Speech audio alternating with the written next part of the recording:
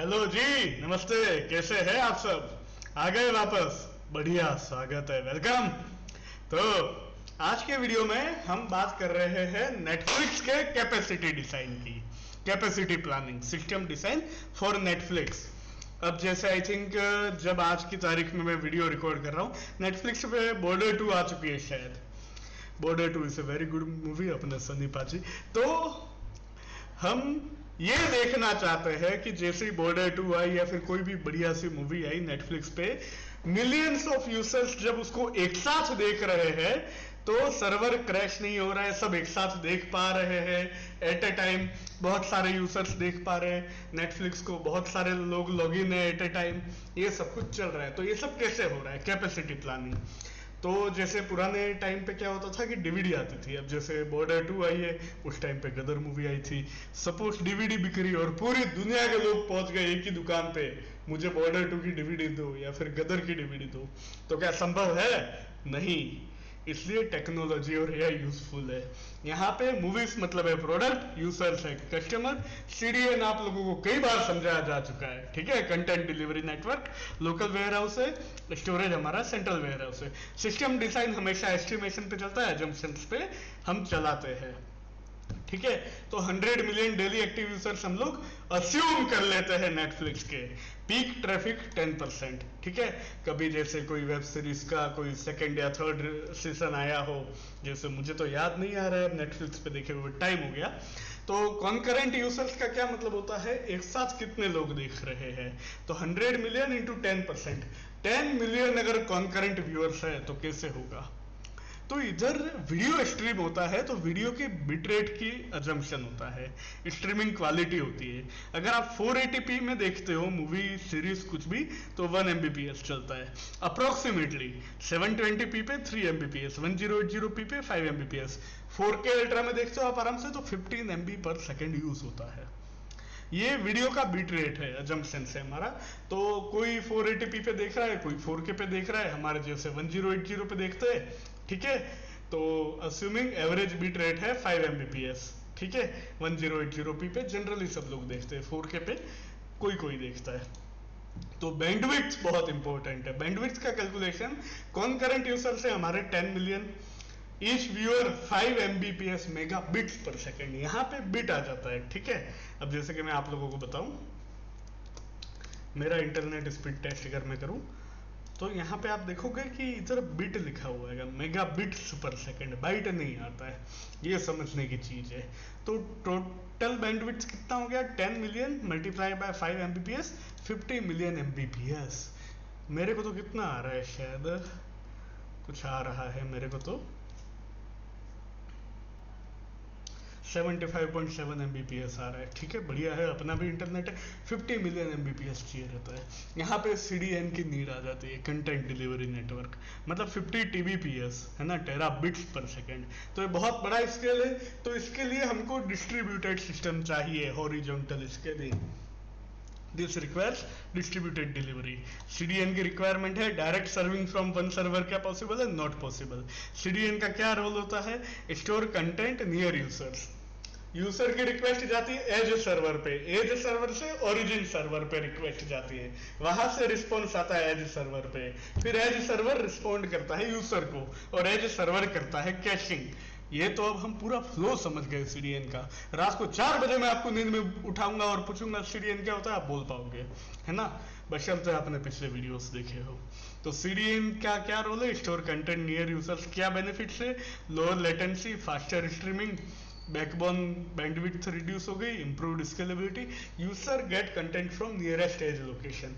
CDN is globally distributed. Storage estimation हम करेंगे, भाई साहब करने क्या है, कैपेसिटी प्लानिंग ही करना है ना।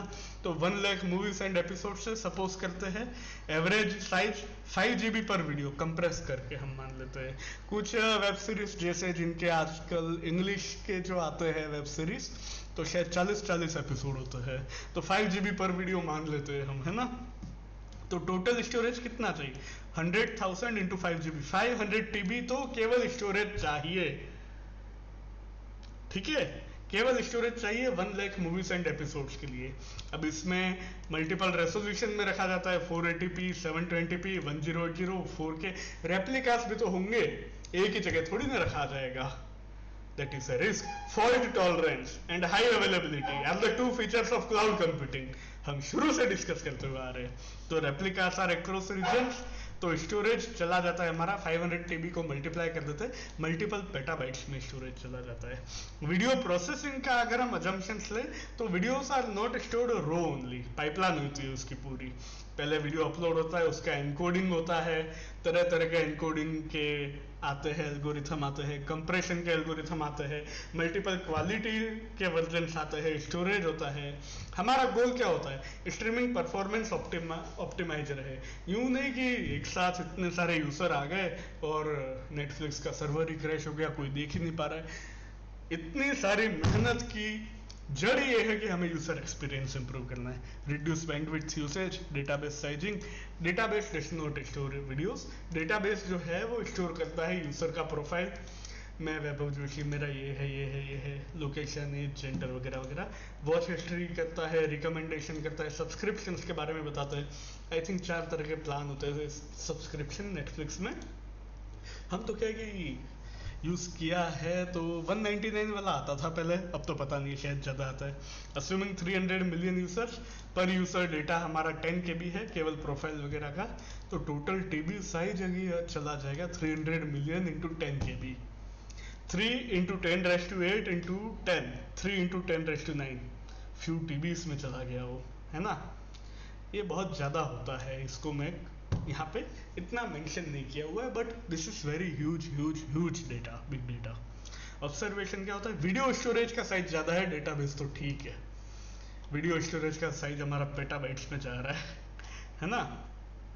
तो ऑब्जेक्ट स्टोरेज में क्या आ गया? Movies, shows, video files. Database में आ गया यूजर डेटा। कैशिंग में क्या आ गया? Recently watch. कैशिंग मतलब एक और बार समझो, एक टीचर क्लास में पढ़ा रहे, सारे स्टूडेंट्स बार बार एक ही सवाल पूछ रहा है, टीचर शांत दिमाग का है, ब्लैक बोर्ड पे लिख दिया वो सवाल और उसका जवाब, बस उसको बोलते हैं कैशिंग। ठीक है, रिसेंटली वॉच और रिकमेंडेशंस कैशिंग में आ जाते हैं। अब अगर जैसे मैं नेटफ्लिक्स पे देखता हूँ बॉर्डर 2 और इस तरह की हिंदी मूवीज वगैरह में देखता हूँ, वेब सीरीज एक आई थी बार्ड ऑफ ब्लड वगैरह, वो सब में देखता हूँ, तो मेरे को उस तरह से रिकमेंड करेगा। इसमें जो लॉग होते हैं वो यूजर के इवेंट्स होते हैं, स्ट्रीमिंग के लॉग। लॉगिंग का अपना पूरा एक अलग ही साइंस कहानी है ना। डिजास्टर रिकवरी, कल को सर्वर ही फेल हो गया, डिस्क फेल हो गया, कुछ रीजन में ही फेल हो गया, दुनिया में बहुत कुछ चलता रहता है, तो उसका सॉल्यूशन क्या है? Replication, multiple regions. मतलब अगर मेरे इंडिया के सर्वर में स्टोर है मूवी वगैरह कुछ, और बाय चांस उधर सर्वर फेलर होता है या कुछ पावर आउटेज होता है, तो उसका एक कॉपी यूरोप में होना चाहिए, एक कॉपी यूएस में, या फिर इस तरह से हमारे पास रेप्लिकेशन रहना चाहिए, so that we can use it. Backup होना चाहिए, fail over system. High availability हमारा गोल होता है, मैंने आपको बताया था।